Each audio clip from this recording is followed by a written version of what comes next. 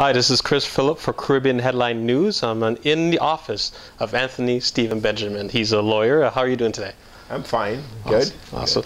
For those who don't know who you are, let's start off with your background, where you grew up, where you came from, and so forth. Okay, I was born in St. Vincent, and from there I went to Trinidad, where I went to school, and then I went to law school in Barbados at University of the West Indies. And thereafter I went to England, where I did a period of article and internship, and returned to Trinidad and then to Canada. Okay. So I've sort of been straddling the Caribbean and then to Europe and then back to North America. Awesome. And during your journey, growing up in St. Vincent, right? Yes. Right. So growing up in St. Vincent, when did you first discover I want to be a lawyer? In the early days, I didn't think I would be a lawyer. I think my family they were basically farming bananas and doing arrowroot and all those kind of things. So it was never really part of my thinking anything. I think it was when I was in Trinidad, when I finished high school. I worked I think for a couple of months, and I simply applied to university. I actually wanted to do medicine or engineering. I just simply applied to law school. I can't say there was any great eureka moment when I came to that conclusion. So you had a toss-up between the medical profession or being a lawyer at the end of the day, just based on where you were in your life? I didn't have a toss-up, really. I just applied to law school. Oh, you just applied? Yeah, okay. Because, some people have this great story. It's like, something just came to me and I just wanted to be... I can't say that. None of that happened. I just applied. I just got the forms and applied. Fair enough. And so on your journey now to become a lawyer, you decide you want to become a lawyer.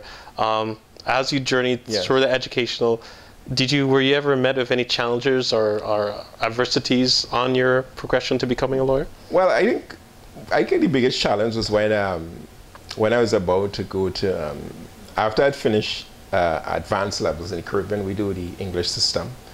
I had a bit of a set. My mom had died the last year I was doing exams, and I continued, and then there was no way financial for me to go to school and that, so I decided I'll work for a while.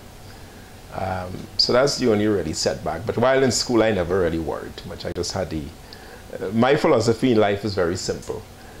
You basically work, and when you're tired, you work, and when you can't do any more, you work more. You work more. That's it. Okay. If there's anyone watching here today, what would you like to tell them, just as a thought to think about going forward? Well, I think in terms of going forward, undoubtedly there are obstacles in your way, and I had a lot of great friends I met along the way, and guys in school who had a lot more ability than me. And one of the things I learned from my parent, because my father was an extremely hard worker, was that if you stay focused and you keep working, and you sort of live every day with that discipline, every day you'll be distracted, but keep coming back to that track. It won't be perfect. Most people won't get there in 5 years. It may take you 30 years. But I think if you stay focused, you can get wherever you want to. Of course, there are disadvantages in the system, but the greatest tool, the greatest sword against any disadvantage that you may have is knowledge and education. And I think once you sort of acquire those things, I don't think there's anything could keep you back. I won't say to people they will achieve anything that they want, because nothing is guaranteed. But the effort helps. You've been practicing for a long time, and you practice in the Caribbean and you practice here. Do you find any differences in terms of practicing there to here, or is it pretty much the same across the board wherever you go? Well, I think the skill is the same, but it's fundamentally different, because here requires a lot more use of technology, and it requires a lot more skills and strategy you apply in your work.